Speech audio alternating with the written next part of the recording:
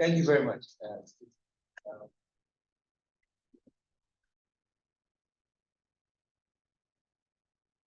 So this morning, I'm privileged to present the overview of the project that won the grant, and then hopefully we would have comments and suggestions that will improve how we deliver on the project, and then make sure it's beneficial to the communities we'll be working in and Ghana at large. So the title of the project is RAGA, so not the raga is in the music, but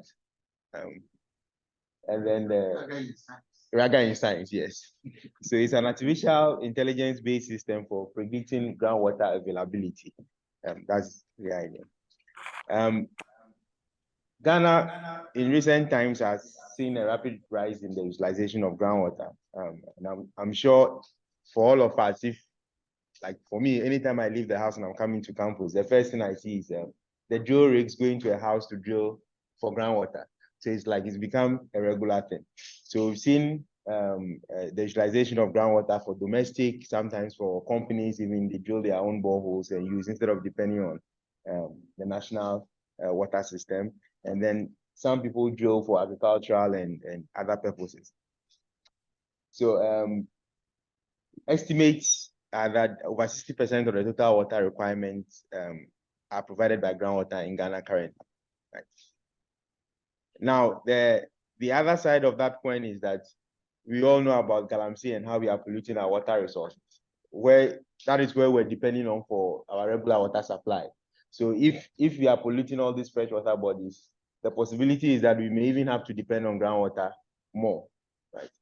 And then in the midst of all that, we are also faced with climate change and variability, which is in Provost's line of work, which is the fact that we can't extreme weather situations, and we can't even we have droughts, and then sometimes too much rainfall causing floods would all affect how we are able to recharge groundwater that is available for us to use.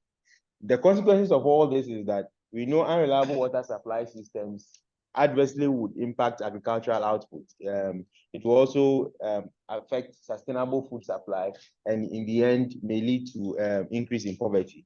And we also know that in the cultural context of Ghana, there's a disproportionate burden on women and young girls, because in our society, they are often responsible for those traditional roles of water collection, cooking, and childcare. So they may be disproportionately affected by that. And then if you don't have potable water supply as well, people may be forced to access unsafe water resources, which will contribute to the increase in waterborne diseases such as guinea worm and other diseases. So a summary of all that is that without good quality water resources, people get hungry, people will get sick, they may end up being poor or even die, which is the problem we are faced with. Now, generally, if you are looking for groundwater, there's a process you go through. You need to. Yeah, we need to do some form of exploration where geophysics comes in, and then you need to drill boreholes, and then you need to do some form of water quality analysis. The unfortunate thing is that in Ghana generally, most people will not go through all of this because sometimes they think, like exploration, they think it's not necessary. I can find water anywhere, so let me just go and drill. Or sometimes people think that as checking the quality of the water, for instance, is not necessary. Maybe it's expensive, or I know anything that comes from the ground is safe, so I can take it. The water is clean. And then, of course, if you don't do proper exploration, then some people drill boreholes and we can't get any water, or the yields are not good enough for you to sustain over a long time. So in summary, for us to get sustainable and recoverable water resources, we also need to consider the fact that precipitation, rainfall, we need to understand how rainfall affects how much water is recharged over time, so that we can be able to get these sustainable resources. Now, the vision we are trying to follow with this project, right, is that what if we could have an alternative idea. The alternative idea being that, let's say we have, let me call this lady Amma, who has a greenhouse that she's as a business. And then let's say she wants to expand by drilling boreholes, right? And then use these boreholes to provide groundwater to supply irrigation for her farm. Is it possible that she can go to a website, send a text to this particular website, or just show her location on the website? And this website can then tell her that if you drill a borehole in your location, the groundwater level will be around 90 meters. Can she do that without having to go through the whole process of going to hire somebody to drill a bore, to do exploration activities and going through all the process? So she jumps the whole process and gets a rapid assessment of what's the groundwater level in a place. Is it also possible, for instance, if you have maybe Kofi who is building an estate for civil servants, but he doesn't want to depend on the national Ghana Water and Sewage Company's system, but wants to drill boreholes to supply water. Is it possible that he can also go to this same website, type in his location or just point his location, and then we can get the water quality index in that location, so that at least he has an initial idea of whether the water he has there is good enough for people to take. Or finally, let's say Adjoa, who has a factory and wants to get enough water to do, maybe if she's doing tie and dye, she wants to expand, she wants to be able to get enough water. Is it possible that she can also go to this website, get a location in there, and then the website will tell her that, okay, the yield for a borehole in that place is maybe 90 liters per minute. So it's possible that you can use or you cannot get enough water to be used in the factory. That is the vision of the project. That if you can attain that, then we've actually been able to achieve what we plan to do. So that goes to we can now go to the science, which we need to do to be able to achieve that. And the aim of the project is to be able to predict groundwater availability in Ghana in the face of climate change and variability. And the last part is very important. So if you can include climate change and variability in the equation, then it's possible to even know what will happen in the future for a particular place. If we take too much water and we don't have enough recharge, will we have sustainable resources over time? And the project, the RAGA that I said is not actually music RAGA. It's a short form of rapid assessment of groundwater availability. So the core part of that is that we can do that rapidly so that we don't have to go through the whole process. So the specific objectives will be to first build a database. So this is key. So one of the first challenges when we're designing this project is that we don't even have a database you can just go and access and then download all the data you need.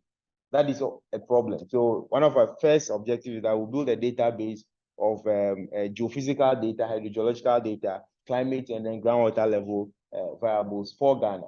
And then we'll also develop AI algorithms that will then integrate all these data sources. So clearly, you can see that the project is multidisciplinary because it's coming from different fields. If you are looking at geology, geophysics, we are going to have some AI, computer science.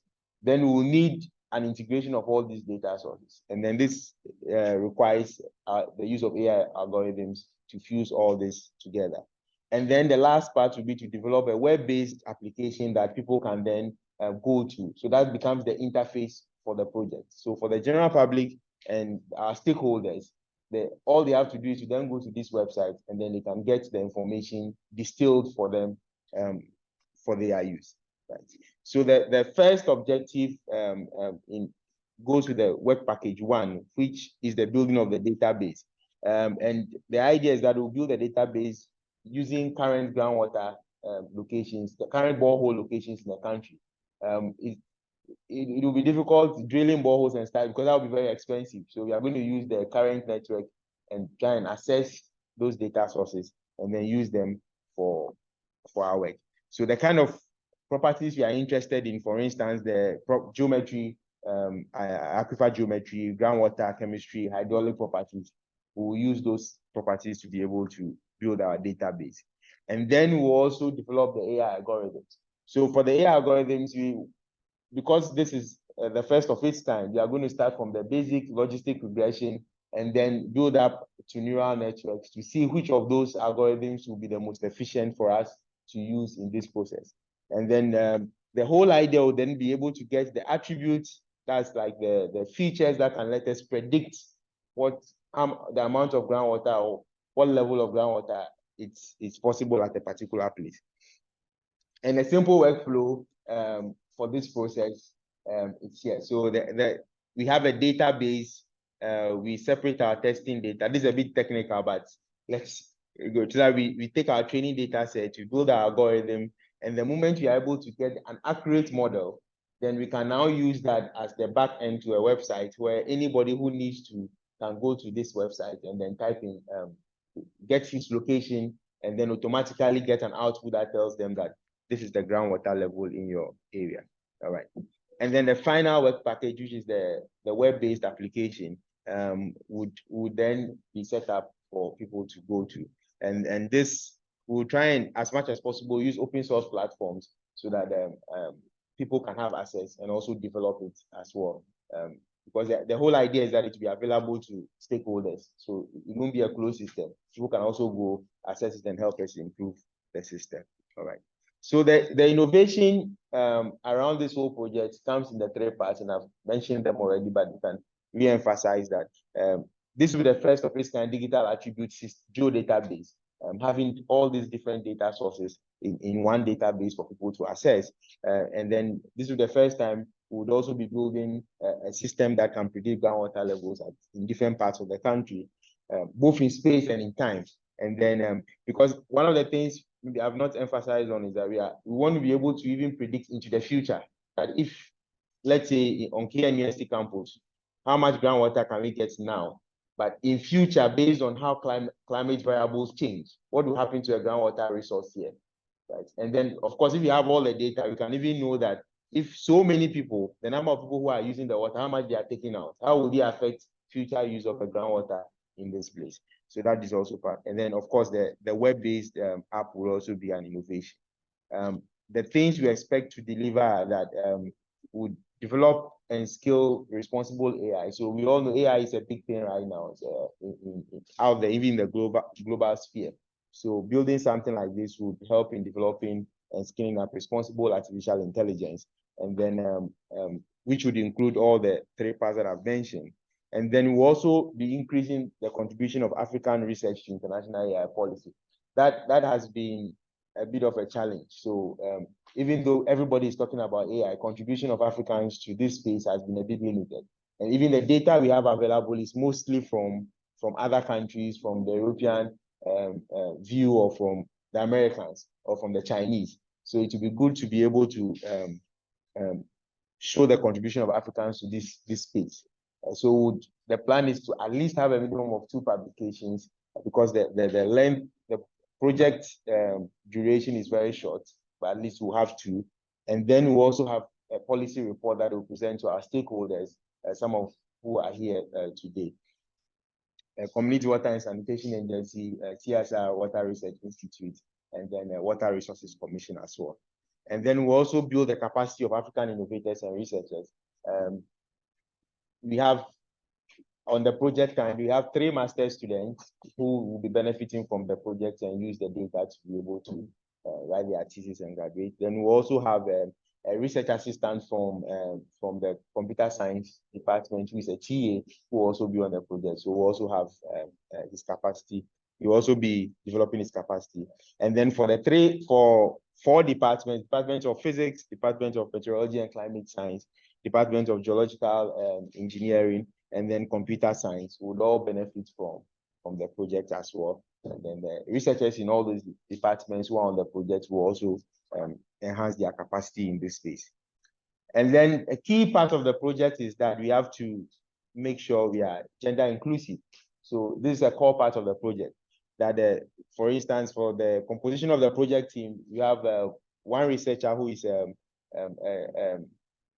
lady, Dr. Marianne Osei, would be on the project. And then our project facilitator is also a lady, AC, who is right here. And then 2 of our master students are also female. So that, and that's usually when you go to the AI space, you see all males.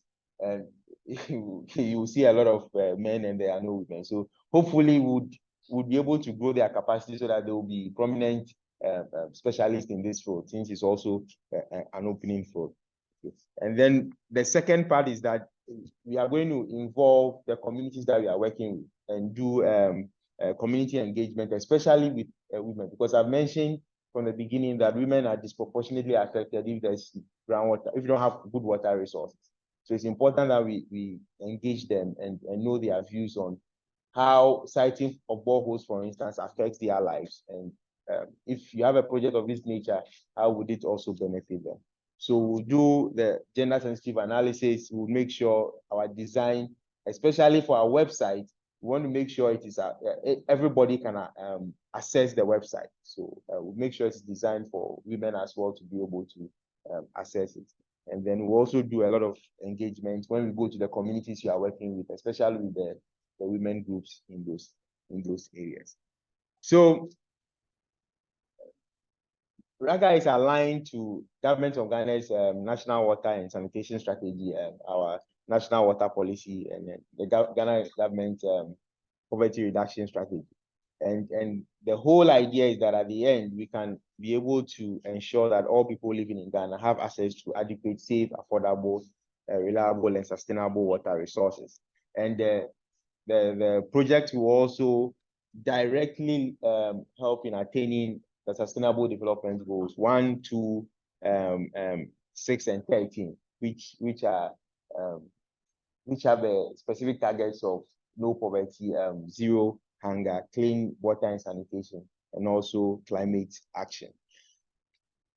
Our team is diverse, so let me show some of them. Some of them are not here today due to their busy schedules.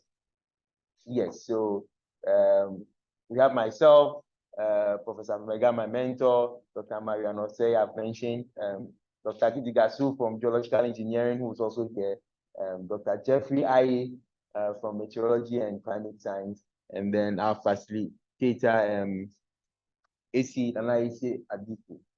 And then our students who are here today, Miss Haluata Ture from Mali, right? Yes, and then we have Ms. Vera Mensah from Geological Engineering, and then Mr. Gilbert Jesse from Meteorology and Climate Science, and then Mr. Samuel Afu from Computer Science Department. Thank you very much, and thank you for listening.